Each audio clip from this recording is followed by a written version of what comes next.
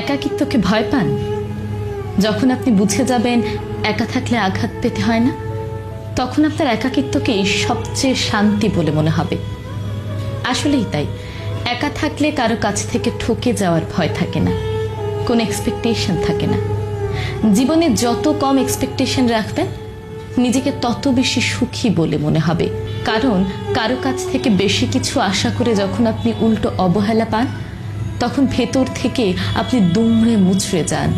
সেটা প্রতিনিয়ত আপনার যন্ত্রণাকে তীব্র করে তোলে। একাকিত্বকে উপভোগ করতে পারলে জীবন অনেক সহজ হয়ে যাবে। তখন কষ্ট আর আপনার মাঝে দূরত্ব হবে কয়েকশো মাইল। একাকিত্ব মানেই যন্ত্রণা নয়, বরং নিজেকে ভালোভাবে উপলব্ধি করার সুযোগই হচ্ছে একাকিত্ব। নিজেকে ভালোবাসাটা অবশ্যই সব থেকে বেশি জরুরি। এই সুন্দর লেখাটি লিখেছেন জান্নাতুল ইভা।